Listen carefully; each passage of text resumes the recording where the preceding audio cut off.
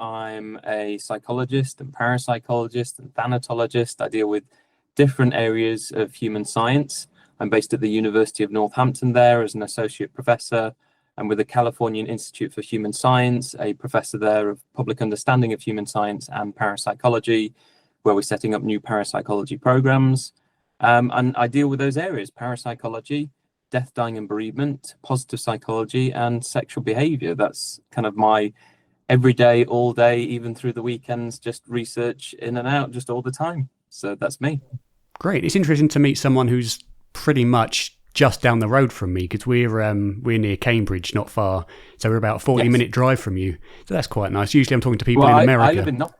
I live in Nottingham. So even though it's Northampton, I commute all the way there. I've been doing that for over 15 years. And then I was in Portsmouth for a while and I commuted to Northampton. Jeez, that's a long drive. I mean, for the Americans listening, a 2-hour drive is considered long for us over here because we're such a small place. But yeah, so it's interesting. The vast majority of psychologists in the field of, well, human psychology at least, seem very much to go the other way from you in terms of parapsychology. They generally see it as a pseudo-scientific area. So what got you into parapsychology and bereavement, death, survival of consciousness, that sort of thing? Well, I disagree with you on that first point. I think that's something that's been battered around quite a lot. And there were even surveys in the 1980s reaching out to scientists in general, social scientists, and then specifically psychologists, asking on their opinion of where does parapsychology sit with the sciences. And in those surveys, even then, at a time when I would have thought there'd be more kind of pushback against the study of such things, most of them were in favour of it. When you turn to the surveys that were done, there was a few that just really weren't sure because they didn't know what parapsychology was. That information had not got to them. And then there were a select few that said, absolutely not, I can't see this as a science. And yet the justification for that wasn't on the methodologies and how it operated as a science. It was on the very topics that it was studying, which is not how we justify science. Science is based on methodology and methods of analysis. So you can take any topic really and put it to the test and challenge it, but you have to be using recognized methods and methodology. And what we use in social science to this day, significance testing, p-values, we're usually trying to beat a 1 in 20 chance as a general thing in psychology and social science, shielding, randomization, all the way through to meta-analyses. A lot of these were born from parapsychology and now have become standards for social science as a whole. In terms of the statistical analysis processes? Yeah, and also how we actually go about stopping leakage of information to people and try and lessen demand characteristics and experimental effects and things like that when we're observing things and so forth. So yeah, I would say that probably on the internet in certain domains, they may say it's seen as a pseudoscience. That really isn't the case for the vast majority of scientists. That is very interesting because, as you say, whenever you look up parapsychology or research anything to do with psi phenomenon or survival of consciousness after death, immediately you're greeted with things like Wikipedia is always the first. And then generally you see everything online about parapsychology, and it's all very much pushing the belief that it's all nonsense or it's not science effectively, and that it's impossible, or that you see a reference to Darrell Bem's studies and the only reference you see is them criticizing the statistical processes that we use, never kind of the more general positive outlook on it. So certainly from a lay perspective of someone who's maybe just casually interested in this stuff, they would see very overwhelmingly negative implications from looking online. So it's interesting that in the real world, which is of course very different from online, it's not quite so one-sided as it seems. No, I mean, you'll just get those instant answers from how you approach universities. I mean, there are near 24 in the UK alone that cater for parapsychology. About 12 of them with taught modules, usually within a psychology curriculum. And then the other 12 have got capacity to cater for research degrees, so Masters of Philosophy, a PhD, or any other kind of doctorate, because they've got people there that are qualified in parapsychology and they're open to supervising these things as well. But you're absolutely right. If you just do a key search on Google, you're going to get the typical websites you expect coming top of the list. and there's been challenges and people trying to change those things and how they're edited, and you're pushing water uphill to try and do that. You're really going to struggle to make those changes, but there have been some tiny ones over time. I think the main one that you mentioned at one point said that it is a pseudoscience, and then after a while they had to say the majority of scientists consider it. But then when you look at the citations, they're absolutely poor.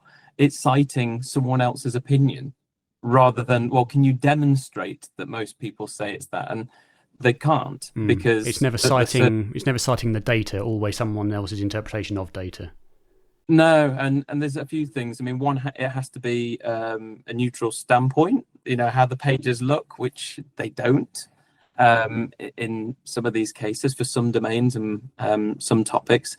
And another thing is not really citing first-hand information sometimes, which can be odd. You'll get like the aftermath, a replication, and that becomes the main focus rather than the original study, or people's opinions of the original thing, rather than breaking down, well, what were we dealing with originally? It was great that you mentioned Darrell Ben, because the amount of studies that have been done since that, the replications and the meta-analyses have shown, look, overall, all these different scientists around the world that have done the exact same study, and we put them all together, all the successes, all the failures, overall, there's a really good outcome here that is good, if not comparable to most psychology, if not better. And that seems very counterintuitive to what you would again see online or talking to those who are the epitome of kind of reason about parapsychology, is that one of the key things is that it's been very poorly replicated or never replicated, or the field of parapsychology as a whole has just been stagnant since the 1800s, and it's never evolved. And that's a very common thing I hear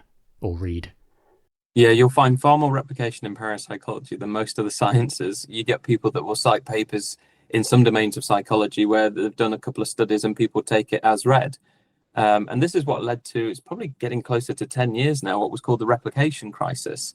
Certainly the British Psychological Society talked about it a lot, where I think some near 300 popular studies in psychology were redone, and about 30% of them were found to be replicable, not including parapsychology studies.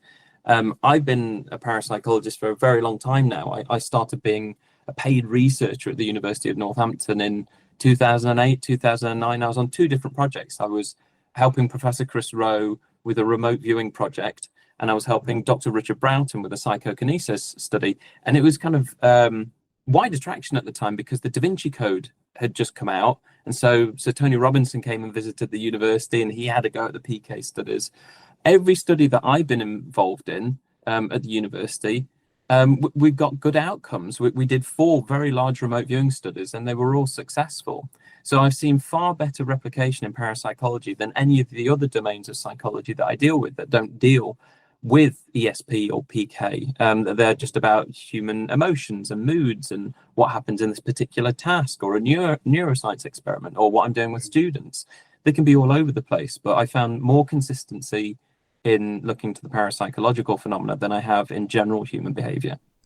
So what kind of experiments have you taken part in or led or been involved with in general, and what kind of do you think have been the most influential results for the entire kind of idea of human mind being external or having external implications on the physical world around us?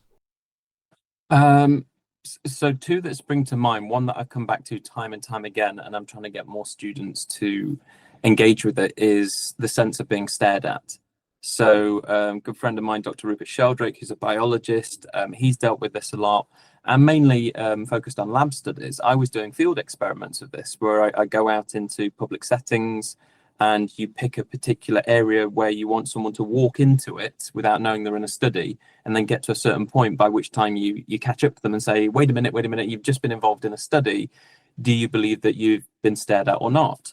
And so for control groups, you just don't have to stare at anyone. You just have to wait a particular point for someone to pass you by and stop them and say, do you believe you've just been stared at? When in fact, you've never seen them before. You've just picked them as they've come by. And another set of people have been. So you can do it in so many different ways. Rupert's overall findings are absolutely phenomenal. There's only been a few pilot studies. So I published on this in the Australian Journal of Parapsychology. There was one that was done for the Skeptical Inquirer that had so many methodological flaws. I mentioned all of them as to how bad a study it was. It was done in a library in the United States. I think it might have been in Texas. I did a study as an undergraduate, and I did one that was a success, one that was a failure. And then Ross Friday at the University of Greenwich, under the supervision of Dr. David Luke, he did one field study in his whole PhD on the staring detection. So he'd mainly done lab studies up to that point with other psychological measures he wanted to look at. But the final study was a field study, and that showed success. So that's interesting that, people can relate to this idea of feeling uncomfortable and fidgeting and turn around, and lo and behold, someone's staring in their direction. Does that really mean that when we stare at things, we're actually influencing the thing that we're staring at? Something is actually leaving the body, like the psychokinesis effect. Mind or the eyes are having an influence on some sort of biological system or the physical world. So it brings up that question, which we could debate for a whole hour in of itself. The other study, though, that's been very influential, I mentioned remote viewing. I started with that, and we have people in what's called the Ganzfeld, which has been going in psychology since the 60s for psychology, then translated into parapsychology in the 70s. People are laid back on a big leather recliner, eye shields on, red light beaming down, and they're listening to relaxation and then static. And with what we had at the time, Google Maps had just become a new thing in terms of it became 3D. So you could go to a location, you could go down into the location, and there were loads of little squares from particularly in popular locations where tourists had taken pictures on digital cameras that were satellite linked. You will get a ground image of what things look like. So it was far more interactive. And they were part of a set of targets, loads and loads and loads of them, all loaded in from selections on Google Maps. And the computer, after someone had done this remote viewing session, either via Ganzfeld or then the military technique. So we went through how the military personnel were taught to remote view. One person would do one or the other. On the flip of the coin, they'd either do Ganzfeld first or that first. We went and took their mentation, so what they'd said and what they'd drawn. When they were done, it was all signed off, and the computer then selected what the target was going to be. So every time they were doing this, the target did not exist as the actual outcome, what it had to be, until they were done. So a safeguard from me and Chris and anyone else and them, the participant, knowing what the location was going to be, was the fact that it hadn't happened yet. It hadn't been decided. The target was precognitive in of itself. So we used parapsychological ideas as a safeguard. That would imply not only a spatial difference in the location of the person and the target, but also a temporal distance in the fact that, as you say, the target hasn't been selected yet. So effectively their, whatever it is aware of what the target is going to be before the target is selected. Yeah, if ESP is actually functioning, then you're using precognition to not only see this information, this location at a distance, but it's not limited by time and space. You're kind of surpassing that. It doesn't matter that it happens an hour later or 2 hours later or a day later. It doesn't matter. It just hasn't happened yet to stop you or anyone knowing what it is. The computer will decide later. And that's very akin to like when we do dream precognition studies. We've done those at the university as whole groups where we've met in the morning at 7:30 after our night's dreams, and we've taken our notes.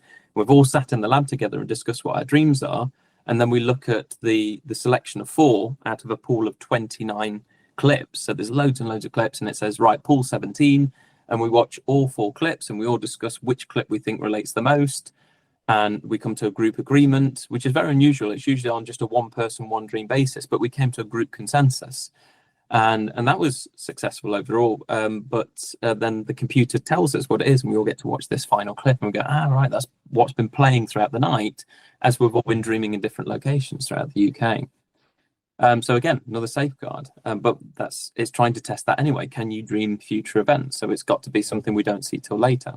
So the Ganzfeld stuff, though, with the remote viewing, that's now translated through to the flotation tanks. I was doing pilot studies on that in Nottingham in 2016, just because we laughed so much at conferences about the idea of buying a flotation tank and sticking it in one of the universities.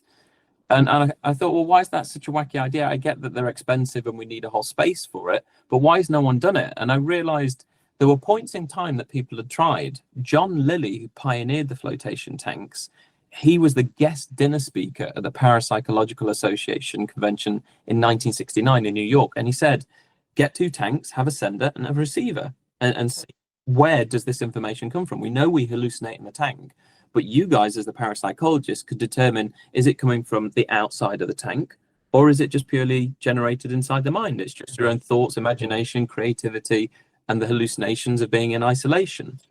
Can it come from somewhere? Then Scott Rogo had done a pilot study in 1980, really small one with 3 people and 4 trials, just to see, is the setup worth it? Charles Tart, who has just passed away very recently in the last few days or so. In fact, his memorial's in a few hours' time. He had some email correspondence with me about the best way to get someone set up for the flotation tanks, and Guy Playfair, who investigated the Enfield poltergeist, he had some dialogue with me on it because he'd done it a few times, as well as doing the Gansfeld at the same time. So this is now a bigger study. We've got a PhD student in Skipton in North Yorkshire at Broughton Hall at the Avalon Sanctuary out back. It's a beautiful health spa. We've got a flotation tank there where she's doing all of her studies, many trials, to get it up to a level where we can actually start to look at statistical significance for these things. It's never been done before. We've only looked at the qualitative information from the tanks and how they relate to a target, of which we've got some really good ones. But yeah, we haven't looked at the big statistics yet.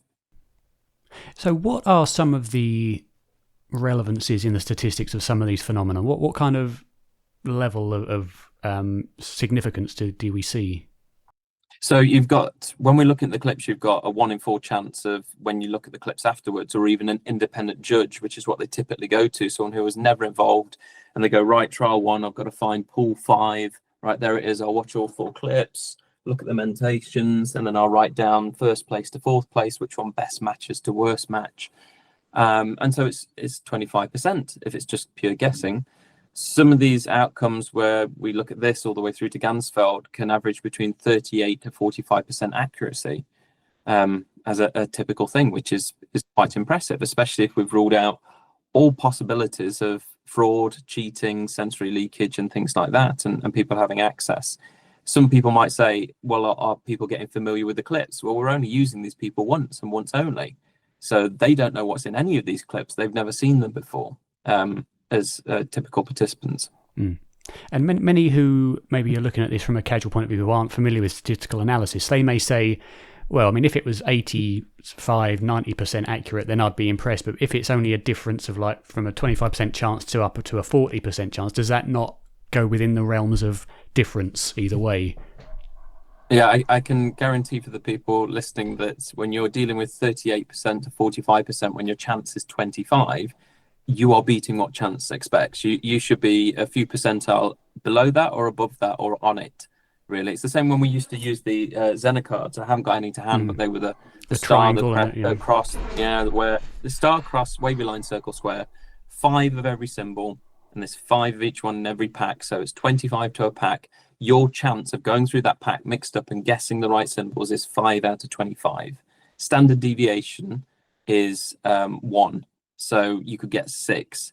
If you're starting to consistently get 7 and above, hopefully above 7 really, you're starting to get something interesting. If you're consistently getting 3s, 2s, 1s or 0, that's also statistically significant because you're getting below what chance expects. And we found that typically with people that don't believe in ESP or the paranormal in general, when we give them scales to fill in, some of those people can be scoring low to a statistically significant level. They're getting less than what chance expects.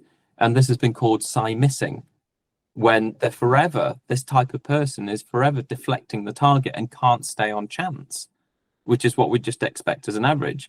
Whereas the believers, if you believe in the paranormal, people seem to actually do better in these scores as well. And there's a big difference between male and female, that females tend to do far better in these kinds of studies than men do as well.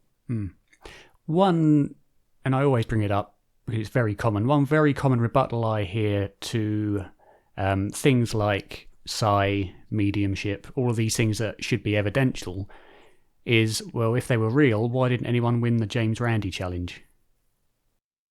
Well, that's a big one. Yeah.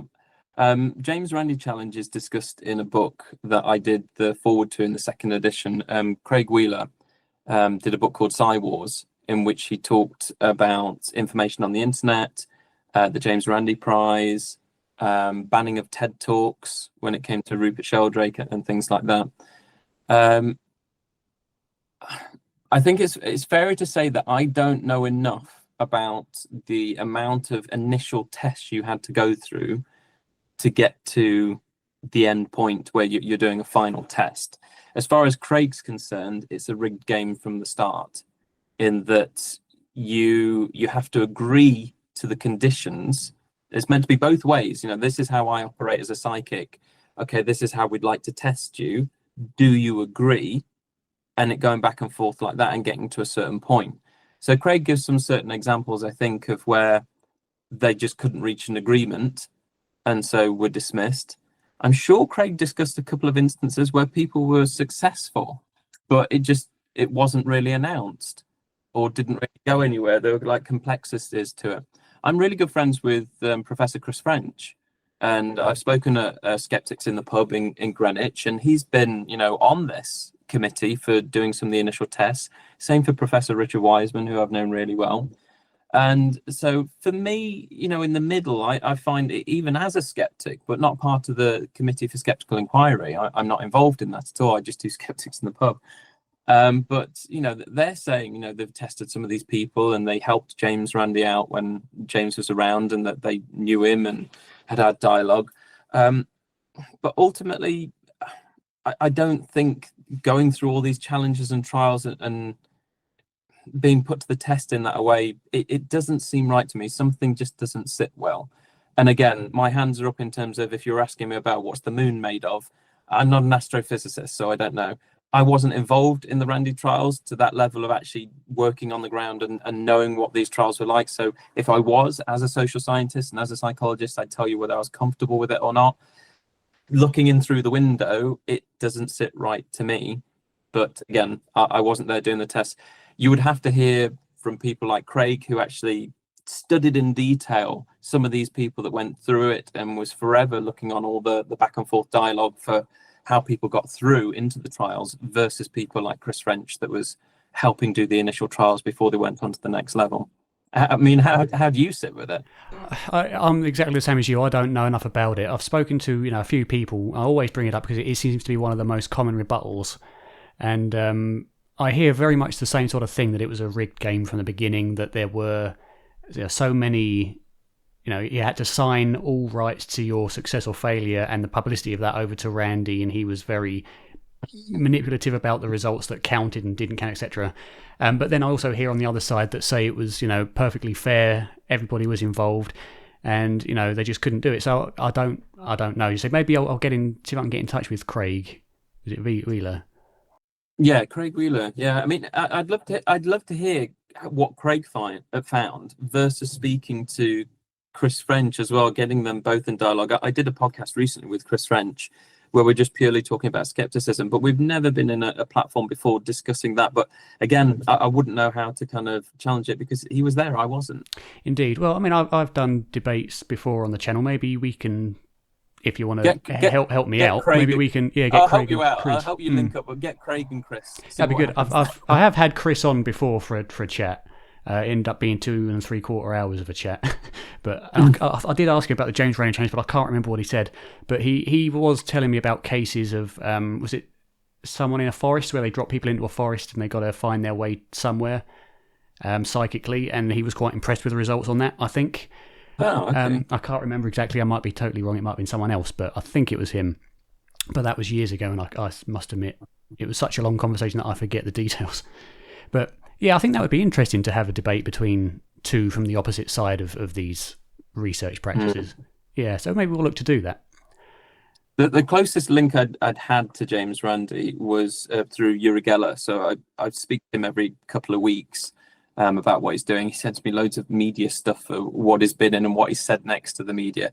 But it was more so his background, the initial testing at Stanford Research Institute, where it's all very raw footage, and it's probably the only instance in which we had him under observation. And those were only the initial things. It could have been far better than what you see in that early footage with Russell Targ, Hal Puthoff, and Edgar Mitchell.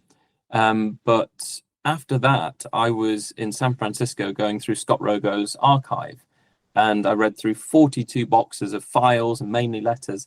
And there was one in there that was really telling, and I've asked the library to go back and extract the letter for me and scan it, because it wasn't what I was looking for at the time, so I didn't think to make a copy of it. But I read it and I felt ill reading it. I thought it was a letter from James Randi to Uri Geller begging him to confess that what he was doing was just magic and showmanship, so they could work together and be this kind of world-renowned duo. And I can see where Randy was coming from to an extent, because everybody knew that Uri Geller had worked and trained as a stage magician. That was his initial work. But then when you start to read his autobiographies, when they came out later, and any biographies, he's coming up with this confession. So he says that as a child, he had loads of these experiences, unusual experiences, then becomes the magician, and then says, yes, I'm doing it via conjuring, but I can also do it legitimately as well.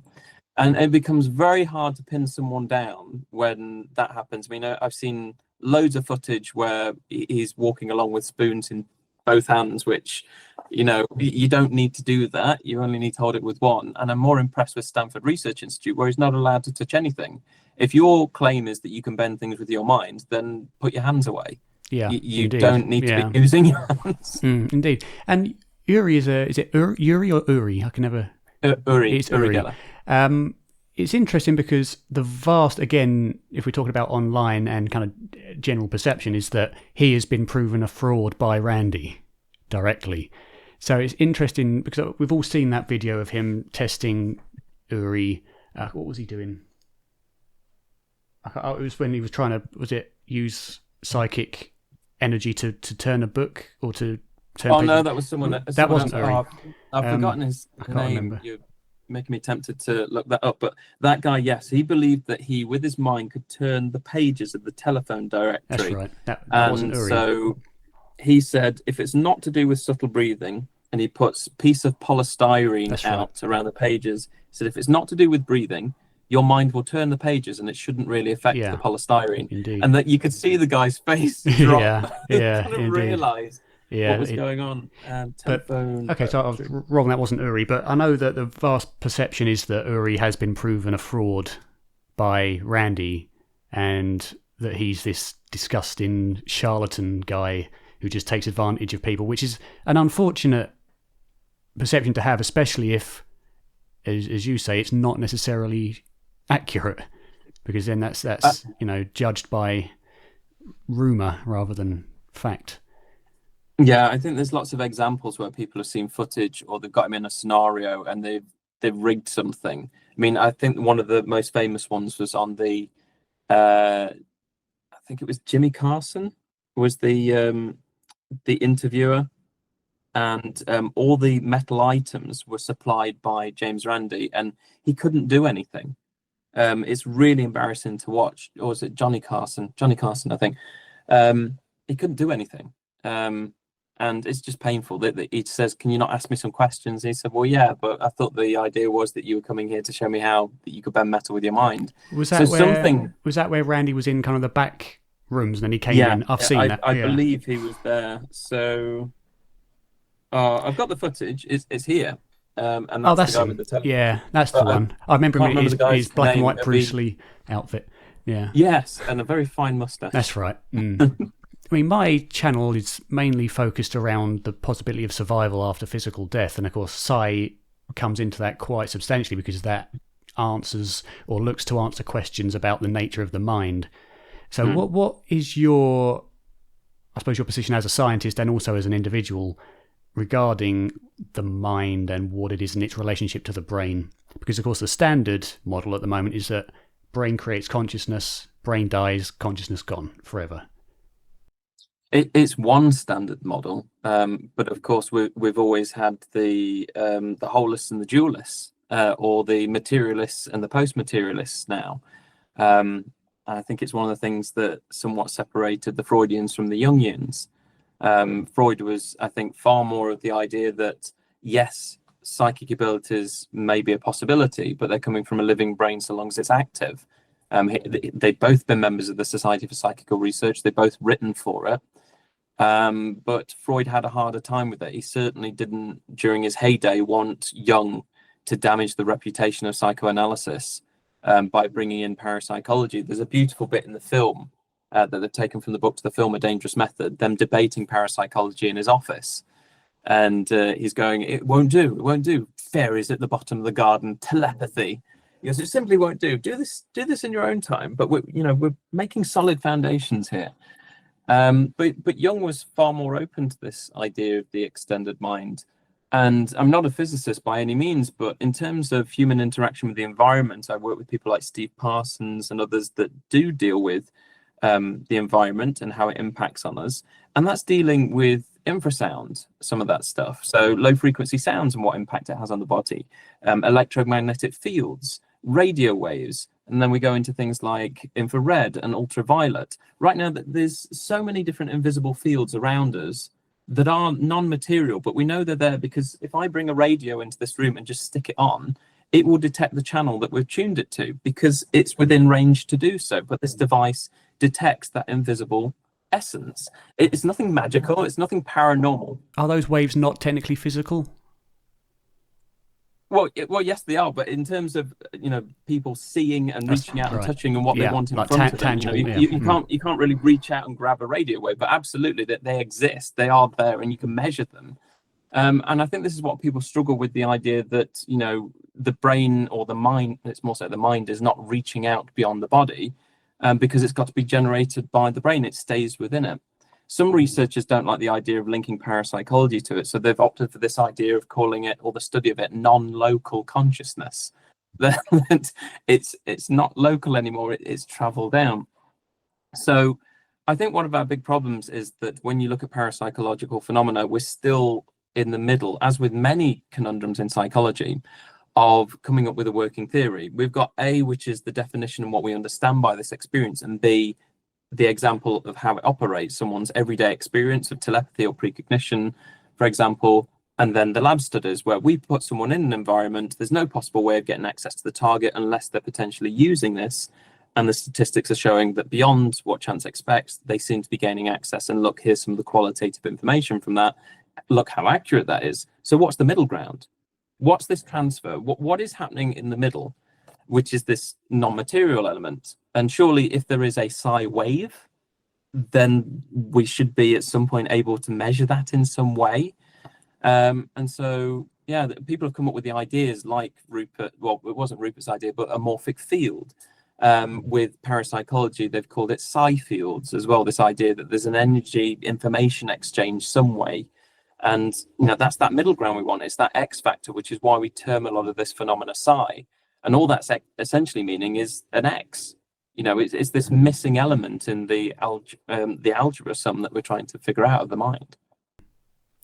So have you ever done any research on things like mediumship? Because that is an example of a kind of an energy or an information transfer between apparently discarnate entities and living entities. That's one interpretation. Of course, you also got super psi theories and various things as well. Have you ever looked much into that? Most of my colleagues deal with it. So we've got two active PhD candidates, Phil Kinnersley and Ewan McLean, who have sort of ended up with a funded twin PhD, whereas one of them is looking at the development of mediumship in spiritualist churches from the medium's perspective, and the other from the sitter's perspective. We've also got Professor Chris Rowe, Dr. David Saunders, Rachel Evenden. They've been spending a lot of time at the Arthur Findlay College with one of our labs that we had set up for the University of Northampton with a Gansfeld setup and EEG to look at brainwave activity, for how brainwave activity was taking place during developing mediums, sittings. So as they believe they're actively channeling the dead and producing this information, what's going on. So I've not been directly involved in any of those, but yes, you are right in terms of that's also implying that they're reaching out to a discarnate entity and gaining information, again, like some sort of field of information and a transfer, what's happening in the middle. Or indeed, super psi, it's coming from something that exists in the real world, another living individual, or because there is a document with that information stored somewhere, and it's some form of remote viewing, like clairvoyance. You've picked up on that information. Which is a big idea. Eileen Garrett believed at the end of her life that she wasn't in contact with the dead at all. She believed it was more so some sort of telepathic exchange with living individuals who wanted contact with the dead, and they're just providing information of what they know of the dead. Indeed, and that's interesting. But I think another interesting aspect is the one example is the peak in Darien experience. Are you familiar with that? No. It's usually near-death experiences, but I suppose the concept counts for mediumship as well, where someone has contact from someone who's dead, who wasn't known to be dead by the other person at the time, or other veridical aspects where a deceased person will send a medium some information, begging the question that it is genuine contact with someone dead. Will send them information about something. Jan Holden told me one. Talks about it a lot, where this is a near-death experience, but again, concept counts, who was having surgery or after cardiac arrest, had a message through from his deceased father telling him about a gun that no one ever knew he had, that had fallen down the back of a cabinet or a washing machine or something like that. And the guy, once he got better, went down to exactly where he said, pulled the cabinet out, and there was the gun. The father had never told anyone about the gun. So it's things like that make you question, how could that be something that is picked up on a super psi level from someone who knows about it, or from some record where the only person who ever knew about it was the deceased person? But then that's one case, So mediumship in general is a very, very interesting phenomena, for sure. Yeah, if we take it seriously. It's those veridical information elements that make them so important to parapsychology, because we're not just talking about cold reading or hot reading or someone using Barnum scripts. It's not a typical thing to kind of blurt out. I mean, I think in most instances, if you go home later and check behind your washing machine, I guarantee there's a gun there. I mean, most of the time people are not going to find No, indeed, a gun that sure. is very, very specific. Even so for the US, where they have a lot of guns. Yes. Yeah. I talked about some of these cases in a book called Continuing Bonds, edited by Dennis Klass and Edith Stefan. And I moved away from mediumship. These were just purely spontaneous cases of after-death communication, and just ones where, what on earth is going there? That's very specific information. And there's some very old ones through to fairly new ones. The old ones that I liked was, there was one of a traveling salesman who was staying in a hotel, and he talks about his condition at the time, saying, I was so alert, I was watching the ash go down on my cigar, and the ink was wet on my pen, I was filling in my accounts for the day, and I just felt this urge to turn around. And as I did, I could see only about 4 foot away, my recently deceased sister was sat on the edge of the bed staring at me. I could see all the beads of sweat on her. I could see every blemish on her skin. And she smiled and just disappeared. But he saw distinctly a red scar down her cheek, which she never had. Didn't make any sense to him. And he travels home. Within a day or so, he gets back to his family and tells them what has happened. He starts to tell the story, and his dad's poo-pooing the whole thing and saying nonsense. And as he describes it and then gets to the final point of the scar, his mother lets out a shriek. Oh my goodness, what's wrong, mother? Well, I was trying to just do a kindly act. What do you mean? Well, she'd gone to the chapel of rest. She was applying makeup to her daughter. And in doing so, one of the little instruments that she got to do so slipped out of her hand or whatever, and she scratched her cheek. And she tried to cover it up with powder, so distraught that she'd done this. And so that was classed as this veridical information. Has it come from the mother who's so, upset that she's damaged the cheek of her daughter, that has come through in the visualized apparition? What's going on there? Yeah, and again, that's not even just a case of information to information transfer between minds. That's a physical, well, not physical, but that's a tangible, I suppose, image of someone that came through. But again, one could argue that is a super psi event that planted that image based on the mother's strong emotion in the mind of the son, who then, it really is just, guessing, to be honest, at the moment. But what was I going to say? I can't help you there. No. Have you ever read The Self Does Not Die by Titus Rivers, Dervin and Smith? No, but I am aware of it. You should read it. It's mainly around near-death experiences again, but it's the veridical. It's a case study of veridical verification, whatever the term is, veridical perceptions that have been verified by individuals or professionals and doctors and whatever. And some of them are very, very interesting for this kind of thing, because again, it all relates to the mind being non-local. So that one's definitely worth a read, because there are cases in there that you'd never have heard of and that are researched to a very good level. So it's something worth looking at. That's what I was going to ask you.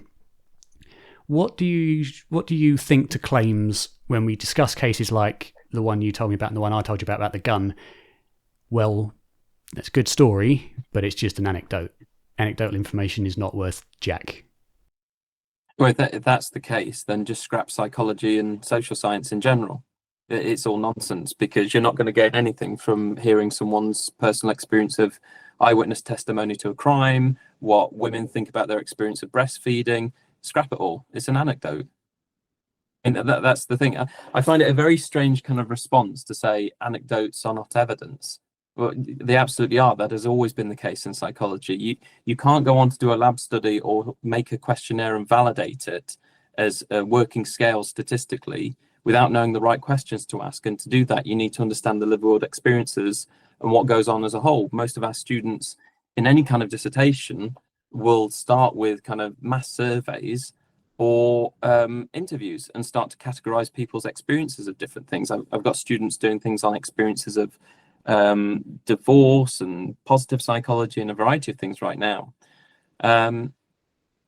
If they're going to go straight into quantitative studies, they're only at that position because everyone else has done the legwork of asking about all these lived world experiences to end up with validated scales we can just instantly pick and apply and stick them into a questionnaire battery and see how the statistics work when we look at large groups of people.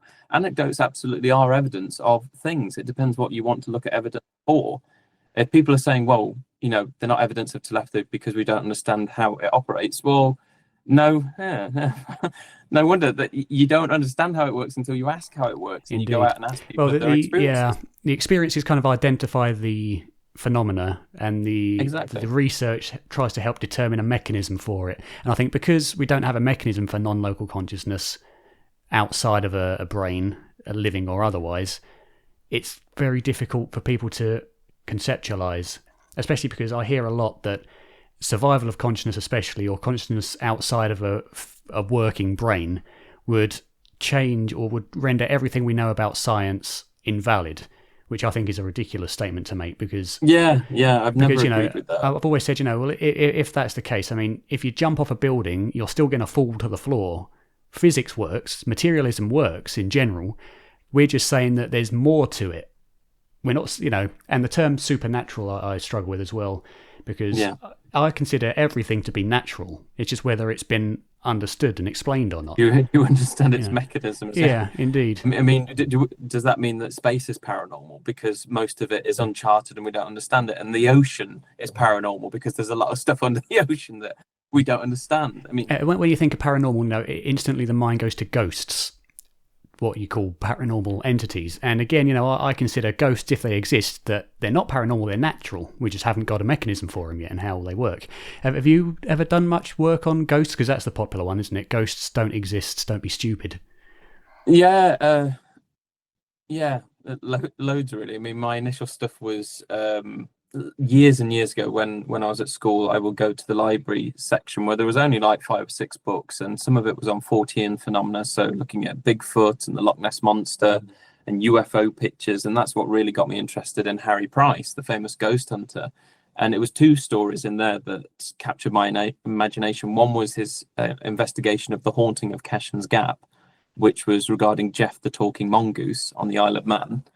And then the other case was Borley Rectory in Essex, which was his kind of most famous investigation because his book was entitled The Most Haunted House in England. So years later, when I discovered parapsychology, with my main interest being I wanted to get into performing arts, and I was doing a lot of that with acting academy and street dance and also things like that. I was trying to gear myself up for all kinds of performance. I kind of stuck with psychology as a fallback, but knowing that I could study parapsychology within it.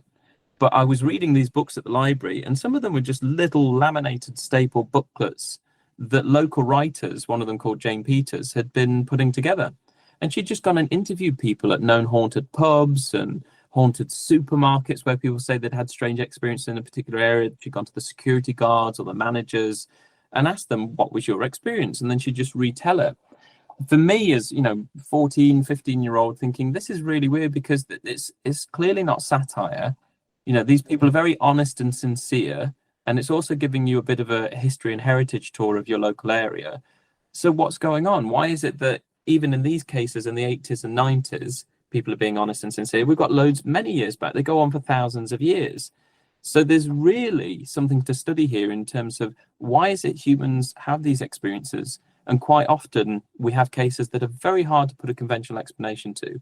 We could look at a misperception, anticipation, low lighting, misinterpreted someone else in the location they weren't aware of. So many things, a plethora of things could come up as to why you think you've seen a ghost or witnessed poltergeist activity, but there are cases that don't present that. So yeah, I had a long time interest in haunting investigations. We had some instances as a parapsychology unit at the University of Northampton of going out and checking things out. Even for the university, there was an entire office block that was used for IT, and people had loads of strange experiences in there. And so for whatever reason, I think they moved premises, but we were given an opportunity if we could go in and make sense of it. And so we spent some time in there in all these empty rooms. I did it with Clifton Hall and Pleasleyvale Mills, and I spent hours and hours, day and night, wandering around these locations and keeping logs and making loads and loads of notes of what people have experienced in there. So that was my springboard background into getting into this domain, really, parapsychology.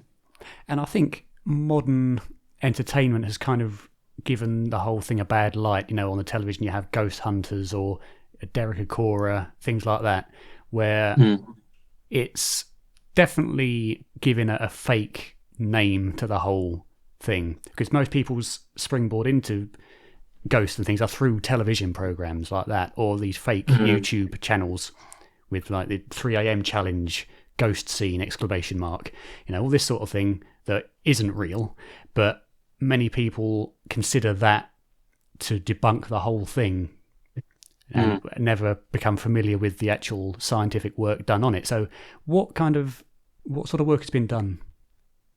Since the 1960s, there were some unique papers, besides just field reports, of documenting time inside the locations, which you would find in the early journals of the Society for Psychical Research and the American Society for Psychical Research. By the 60s, they started to try and quantify some of these investigations where they'd have floor plans and they'd mark off the rooms in which known activity would take place. And so the decoys would be the rooms where no one's ever experienced anything. And I think it was Gertrude Schmeidler, who was a parapsychologist at University of New York. She sent in groups of mediums to go round, and people had already described the ghost and who it was and who they thought it was that either owned the property or worked there or been there. So she already had like a personality of the ghost and a description of what it was like. And she got these mediums to mark down which rooms you think have activity in, and can you describe the personality of the ghost? I think Eileen Garrett was involved in part of it, and there was a unique thing where she said, oh, the ghosts have gone now, so she just didn't continue on with the study. But for these mediums that were involved in the other one, there was some really good accuracy in terms of statistical accuracy, in terms of recognition of the haunted spots versus the non-haunted spots. I remember the statistics being in favour that they weren't statistically better than just the public that went in, but they were better. There wasn't a statistically significant difference, but they were better than the public, going in that direction. My question to my students when I talk about that is, were these rooms just, danker, colder? Did they give a creepy vibe? What environmental psychology are we dealing with when it comes to these rooms versus other rooms? And, how much lighter they were and items that were in the room. Always look for natural explanations before jumping to exactly. They making these assumptions from what they see and what they feel, rather than them being a genuine medium and actually believing they're getting in tune with the building in some way. Then later studies had started to bring in things such as understanding electromagnetic fields, and can we actually explain people having this feeling of sickness in one room, a sense of presence, hair standing up on the back of your neck and your arms, and maybe even a fleeting grey or white vision like that, because of how we understand EMF can affect the body that way and produce those kinds of effects, even infrasound as well. So bringing in environmental monitoring, so that's where you really need those environmental psychologists or physicists working with the psychologists to complement each other, to understand, well, actually there's a a whole number of things that can go on in a location that could contribute to someone's experience. Richard Wiseman, in some other kinds of studies with Hampton Court Palace that got published in the British Journal of Psychology and also the Journal of Parapsychology, he separated groups of tourists into believers in the paranormal and skeptics, and designated different rooms for them to go and explore to see how they would actually rationalize any experience they had. And indeed, that was showing that the skeptics were looking for far more conventional explanations as to drafts and light getting into the room or things being unsteady and that's why they're wobbling or whatever, compared to the believers that were jumping to so many conclusions of it's a ghost, it's paranormal, or something just touched me, rather than thinking, well, what do you think? Was it just this curtain here's just brushed past you? What was it? Indeed. You're not going looking for the answers. No. So that's why I think one should always approach these things with a skeptical mindset by default, because as soon as you have a strong belief, you then become very subject to confirmation bias, especially if you're not aware of the phenomena of confirmation bias. So approaching these things, like you said at the start, though, you need to stay in the middle. People like Tony Cornell and others. Tony had a really nice saying on a documentary he did called "Is There Anybody There?" And at the end, he said, "If you go into it believing you'll see something, you'll see something. But if you go into it believing that there's nothing there, you'll find nothing there." He said, "You've really got to try and keep on that balance of skepticism. Don't go in thinking it's all nonsense. The outcome will be in your mind it's all nonsense." So he said, try and stay level-headed, not one way or the other. Indeed. There's always a way of explaining something a way that you're convinced must be impossible. Equally, there's always a way of entering some kind of paranormal explanation into something that's perfectly natural if you're convinced that everything is, validatable by ghosts. If that doesn't make sense, but you know what I mean. Validated by ghosts. Yeah, you know what I mean. Should we go back to when you talked about the kind of the vertical aspects for survival or even just ESP? I don't know if you know, I was involved with the Bigelow essay competition. Oh, yes, that's right. Mm-hmm. So Robert Bigelow, for people that don't know, he a few years ago put out a competition for the best evidence for life after death. And it was a 25,000 word essay on, convincing the judges in that some were parapsychologists, some were medical doctors. One of them was Leslie Keane, a journalist who'd written a book that's translated through to a Netflix documentary as well called Life After Death. And some of my colleagues at Northampton were involved in that. But we got involved. I was with Evelyn Elsa Esser, David Lorimer and Chris Rowe. And we were already doing large-scale surveys on after-death communication experiences. So this opportunity came along. And even though people had to apply, we were some of the few that were invited to take part. That they wanted either known parapsychologists to kind of offer their hat to the ring, and other people to apply and throw the hat in and show that you've got at least 6 years of relevant experience working with kind of data. So it was weird when we finally got there, because we got nominated for a prize with ours. I met loads of people I didn't know. I'd expect to see loads of parapsychologists around the world because it's such a small field. There's about 350 of us worldwide. But there were cardiologists there that somehow had been dabbling with this. So they got granted the next stage to actually take part in it. And they got runner-up prizes of $50,000. So that some of them had done really well. But the top prize was $500,000. Yeah, won by Jeffrey Mishlove. It won by Jeff, yeah. Second prize was won by Pen Van Lommel, which was $300,000. And then Leah Rookby, $150,000 for the third prize, who's a fellow in psychology at the University of Northampton. So one of our other teams from Northampton got one of the bigger prizes. We got an honourable mention of $20,000. I'll tell you what, these days, even $20,000 would be life-changing for me. Oh, it's 20,000 split between four, so then it went down to $5,000 for me. I'll take that. You still take that? I'll still take that. The evidence that was brought forward in those essays certainly were of good quality, from what I read of them. So yeah, I mean, 206 initially were considered good enough to go through to then the judging stage, which then equated to the 3 top prizes, I think 12 runner-ups and 12 honourable mentions, something like that. And all of those together have equated to these 5 bound volumes of all the essays, from the highest ones through to the honourable mentions. But they're all available as PDFs on the Bigelow Institute. Which I think is a very important thing to do, to not put it behind a paywall, because It's important information that people need to see to really, I think if science is ever going to develop into where it can start to look at consciousness and understand the mechanics of consciousness, then minds first of all need to be opened a little bit more than they are at the moment, I think, to this sort of phenomena. And any kind of high quality research like that, high quality essays like that shows all the evidence clear and concisely, is important to work its way into the mainstream a little bit more. He turned it into a big educational project like that. So when those bound volumes were made, he of course wanted all the winners to have a set, but he got loads done because he wanted them to go to all relevant universities dealing with parapsychology and consciousness studies, and any library that requested them. So they've been sent out through his own pocket all over the world to different libraries. They've got a physical set, but as you say, anyone with access to the internet can go on and read these. So it's open inquiry. And then he took it through to the next stage where he was offering money to be given if people put forward an application that was assessed for a live study, so a live demonstration of survival. And that can only go so many ways, because a lot of things like ghosts and hauntings and having deathbed visions, they're a past tense thing. You're not going to capture that in the moment. So there's very few things that you can test live. Mediumship, yes. Electronic voice phenomena, saying that right here, right now, I'm recording alleged voices of the dead, yes. You've really got to think on your feet as to what can you actually test in the here and now. So that's where we are now.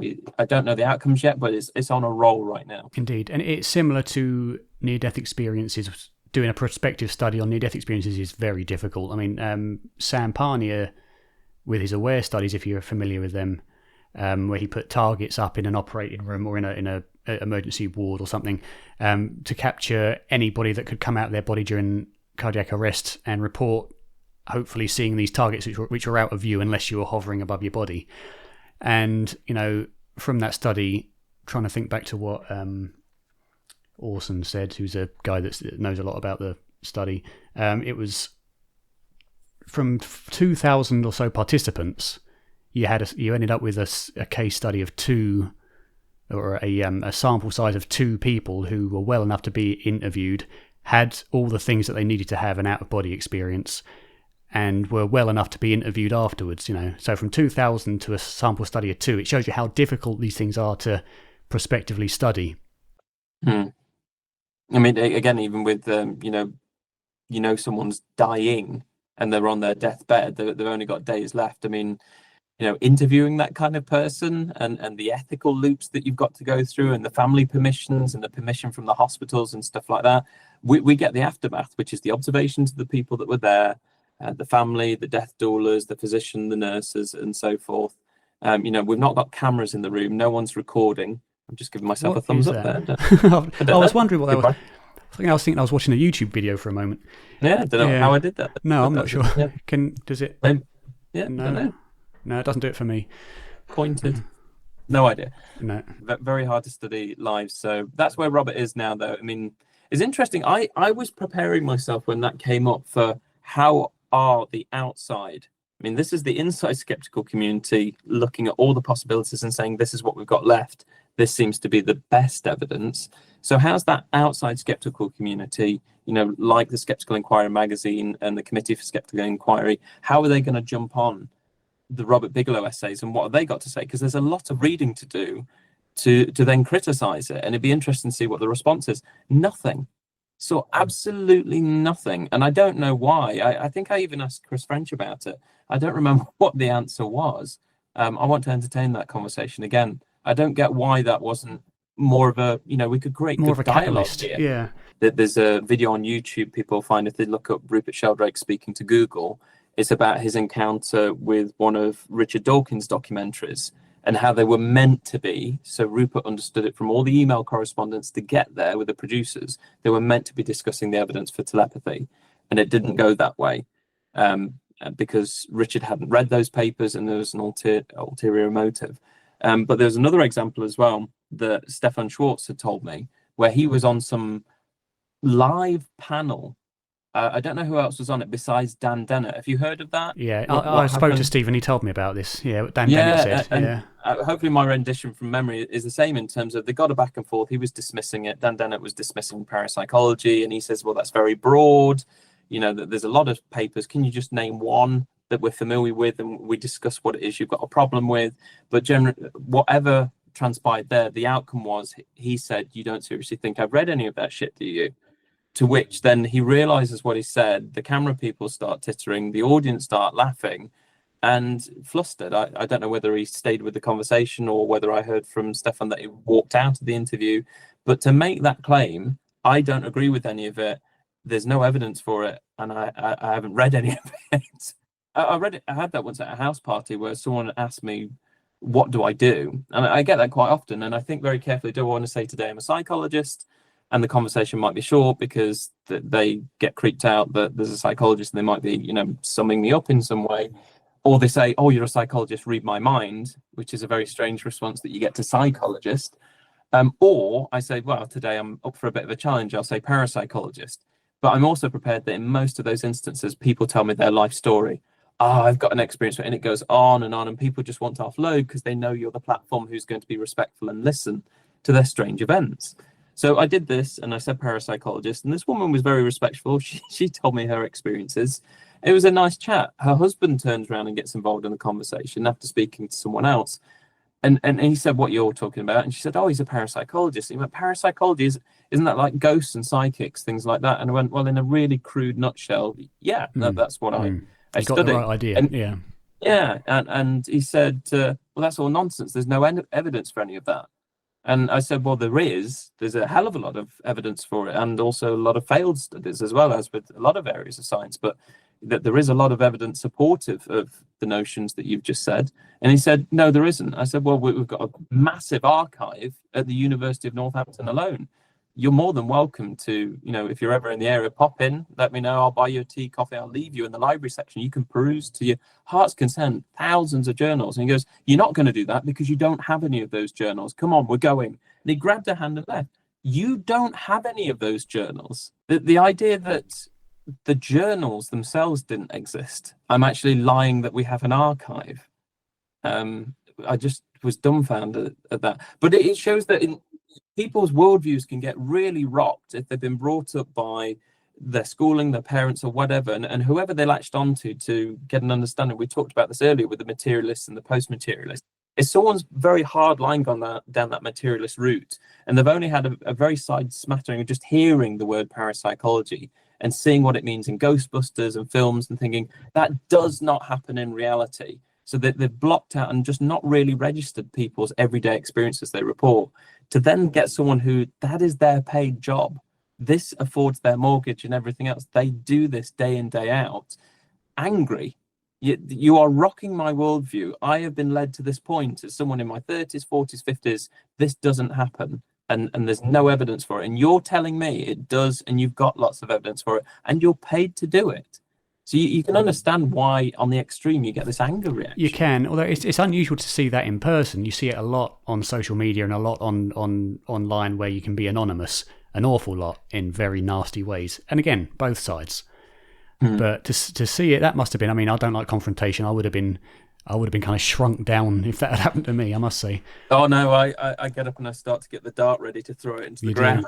Nice. Wish I could be. I mean that.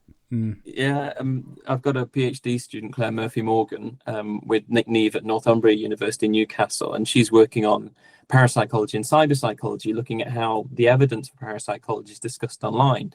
And yes, as you say, in various domains, a lot of anonymity. But we looked at something called Graham's hierarchy of argument. If you look it up, it's this pyramid. And he came up with all these ideas of where is the best debate. And it's sort of nearish the top, where there's two categories that are great, where you're listening to what someone else has to say, and then you form a sensible response to it and hopefully provide counter evidence. And you've got this nice back and forth where you're both sharing information and trying to reach a conclusion based on that. You're both open to changing your mind or adjusting your own belief. Yeah. Absolutely. Or just sitting on that evidence and saying, I'll take that. I'll see where it takes me next. Data driven. That's how science should work. There's a brilliant paper by it was Chuck Honiton and Ray Hyman in 1985 in the Journal of Parapsychology, and it was both their opinions on Ganzfeld to that point. Really unique paper that you got someone so for and against, that had written this together to reach a kind of conclusion of both of them saying the data's really good, but one of them saying, I think it's due to psi. And I think Ray ultimately saying, I don't think it's due to psi, but I'm not sure. But the data's certainly positive of something going on. And that was a really nice back and forth like that. But with the Graham's hierarchy, if you apply it to online, I've been engaged on, I haven't done it recently, but in certainly 3-4 years ago, I would definitely have a really bad day and then think what's going on Facebook or something. And I'd see, the last one I did was a group on consciousness studies, and someone had put a main tag, might be a silly question, but is there any good evidence for extrasensory perception? And I got involved, and I started typing, and I would put some links to PDFs of good papers. And there was 2 or 3 people that challenged me. One was ex-military that had been injured, and now they'd taken on a college degree in psychology. Another one was a professional magician. I think the other guy was an amateur magician. And those were the 3. One of them fell away quite quickly from my arguments. The other 2 held on for a bit until the military guy kept hanging on. But he got to the point of saying, where is this evidence? Give me 1 or 2 examples. It was always in their court of you give to me. So you're having to do the finding, whereas they just sit back and eat the cake. They're not making the cake, that they're just taking it. So all they have to do is bring me more cake, bring me a slice of this, bring me a flavor of that. So I provide them, and then there'd be problems. It's not open access. I said, yeah, but that's the paper we're talking about. So why don't you go and look it up? I've given you the reference. You know exactly what it is now. Or it's a parapsychology journal, therefore it's not reliable. I'm like, well, that was where it was funded to be in there, and it's by parapsychologists. It's still peer reviewed. You can't say that it's not acceptable unless it's in any other journal other than parapsychology. We're talking about parapsychology. And then after that, when he kept going, he said stupid things like, well, you're at the University of Northampton. That's not even in the top 1,000 universities.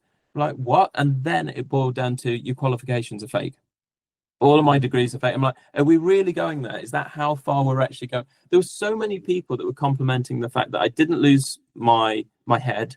Why are you being so polite with this guy? He's being so rude to you. And people saying, he's given you the information. Why are you still having a go at Dr. Cooper? Why are you still? He's given you exactly what you asked for, and you won't stop or shut up. So, but yeah, I've had similar things where I've done that, to the extent where there was a guy, it was near-death experiences, and he was telling me it was all verification, was all nonsense, etc. So I said to him, because I was due for a call with Dr. Jan Holden of IANS. So I emailed her and said, there's this guy doing whatever. And I ended up going back to the guy and saying, right, well, I'm jumping in a call in an hour with the president of the International Association of Near-Death Studies, who's done this for 30-something years. Jump on the call with me, talk to her, and she'll provide you the evidence. He said, no, that's not going to sort anything out. It's not worth it. I don't have time, blah, blah, blah, all that sort of thing. And unfortunately, I've just given up posting any opinions on anything, on this, on politics, on anything at all, because it's just not worth it. It's the bigger picture. I mean, I've reached a point now where I've started to realize that the life experiences that I've had have made me such a stronger person. I take a lot more now from poems like If by Rudyard Kipling. If you can keep your head when all about you are losing theirs and blaming it on you, and if you can trust yourself when all men doubt you and yet make allowances for their doubting too. All these different things in terms of keep your cool, stand your ground, do what you do best, because there are people out there, even if it's one person, they appreciate it. You're changing someone else's life for the better, and you're part of the picture. You're a cog in the system. You're a jigsaw piece to the whole picture. Without you, it's not complete, and without you, you're not helping complete the picture. So, if you ran a high street shop and it was successful, and there's one guy who comes by every day and tells you the reasons why he doesn't like your shop, what does it matter? What do you matter? You don't run the shop. You're not involved with the products that I sell, and it doesn't matter how I convince you that it's a successful shop and why I should be selling these things. You're just interested in the reasons why it's not. So these people that come along that you realize, well, you're not involved in the field. I think after I'd done a podcast one day and they posted it on their page for the podcast, there was one guy who was really saying, you've wasted your life. You've got wasted qualifications. You've wasted your life. You're producing meaningless work. There's no evidence for any of that. And I thought, this guy follows the podcast. And I said to the producers, I said, do you know this person? They said, oh, yeah, it's not like him to be like that. And I said, is he another psychologist? And they went, no, he's a carpenter. I went, well, I wouldn't go and say, well, that woodwork's a bit naff, or you've used the wrong wood, or that's the wrong chisel. I mean, I have got no idea. I mean, I said, what's your basis for saying this? Why have I wasted my life? There was nothing, except for you just have because you have. I think the thing with me is I've got a lot of feminine in me, in the sense that I take things. My emotions are very reactive, and you wear your heart on your sleeve. Yeah, exactly. Just by default, I think because I've got anxiety and depression, it all kind of kicks in thanks to my genes. But I can't take when I get criticised. I take that very personally, just naturally. There's nothing I can do about that. And so, for me, I know what you're saying is correct. These people's opinions don't really matter, and it still hits me hard. And I wish it wouldn't, but it does. Because you're passionate about this, though. You've got an investment in it. So for someone to say, it's not good, but then you need the buffer from the people in the know to say, well, that person doesn't know what they're talking about. Has it taken your podcast away? Has it taken away what you know? Has it taken away what you do? Do they live next door and they're going to terrorize you? No, they don't. So what does it matter? Or ultimately, it's a voice that, you think, it causes that brief moment of doubt. Have I missed something? Have I wasted my life? And you're like, no, this person is just a keyboard warrior. I haven't got it in me to find pages to then target people and say, I don't like something, or I don't like your face, I don't like what you do, I think your job's rubbish, I think what you research is rubbish, I think the book that you've written's crap. I haven't got the time to do that, and that's not a fair thing to do. There's places for that. If you really want to review someone's book, go and write a book review and talk about the pros and the cons of it, but be constructive. Don't just say it's crap because it is crap. What does that even mean? Or it's crap because I disagree with the author's politics, or I disagree with nothing to do with the book. They're very right wing, and so this book is rubbish. It's a novel about flowers, Yeah, well, I'm not looking forward to that, because I'm writing a novel as well about foxes, and I know damn well that I'm going to get those sort of things, people that don't like animals or whatever. And so I'm not looking forward to those sort of reviews, because that's gonna hit me hard, because it's like my baby project of my life. So I'm not looking forward to that. But online, you can't escape it, unfortunately. It's I wonder why it's even worth people using the energy and the effort to just be nasty for no reason. And you think people go out their way to do it. It's such a shame. And you should have a look on Amazon at the reviews of my book, Telephone Calls from the Dead, which I've got here. I'll have to have a look. Telephone Calls from the Dead. If you look at that, there was a few that I remember so well. One of them is trying to be a negative review, but it was actually great for me. I think it's a good review, where they said, this book was so skeptical, it should have been called Telephone Calls from the Dead, A Skeptic's Handbook. The guy just criticizes everything and looks for alternative explanations. That's science. Thank you. And then that's what I was meant to do. And then one of the other reviews was just 2 words. And I thought, oh my God. The guy just put wife stuff. Oh, okay. What, you read that? Was it for your wife, and that's you had to kind of leave feedback on your Amazon, or you've read it and you thought this is for women, this is for the stay-at-home housewives? Well, that was the biggest thing of last year, really. Telephone Calls from the Dead was my first book. I wrote it just as I was finishing my master's degree when I was down in Portsmouth. A lovely guy called Alan Dale, who's no longer with us, he ran the Dolphin Inn in Old Portsmouth, so just literally on the seafront, more or less. If you take a few meters, walk in right of the Dolphin, you get onto the seafront and all the pebbles, and you can see the Isle of Wight. And on that same street, he introduced me to the publishers Tricorn Books. And I had this idea. I've been writing articles on that topic because there've been some instances in the news that have been publicized as that. And I said, well, maybe I should turn these articles finally into an updated book, because the original came out in 1979. And they said that'd be great. So by the age of 22, I'd written this. I'm now 36. But we did 1,000 copies only. And it's before ebooks were even a thing. Kindle was just coming out. And I didn't anticipate, I didn't have a business mind, yet my dad has always been in business. I got the scientist mind. I just thought, oh, look, it's selling, as they steadily disappeared. And then it was out of print up until last year for about 6 or 7 years. And people were constantly emailing me at the university, sometimes sending letters or a postcard or messaging on podcast chat feeds and stuff. Can I get a copy? Where is it? And all I could say was, if you ask the library, they'll send you a copy from the British Library. So I went back to my publishers last year I wanted to kind of put some university work to one side and spend some time working on the first printing, because there was a few errors and stuff that I'd seen over time. And they said, look, what you can do is this. We know that the first printing was great. It got embossed lettering and stuff. But if you haven't got the time or the money to kind of invest in buying stock, because it was a small publisher, I wasn't going with a big publisher that would do everything for me and I get a small return. This is all privately published, but with a professional publisher that does it that way. They said, go to Amazon's platform. So it's print on demand from Amazon. It's actually come out really well, and mimics the original. The original had quotes on the back from people. This has got feedback from journal reviews of the book. So there's different feedback, and it's a second printing. And I've just changed some slight wording about that I wouldn't necessarily use now, but most of it I've tried to keep the same. So it truly is a second printing. It's not a revised edition. And people have been pleased that it's accessible again now, and they can have it on Kindle. And as we were just discussing before the start of this, I'm going to work on the audiobook for it as well, because people have been asking for that.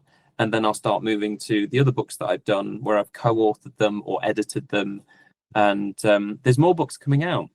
So the original Phone Calls from the Dead, I've spent the last year reworking on checking that text over, and I've done an extended postscript. So that's with White Crow Books. So Phone Calls from the Dead by Rogo and Bayliss.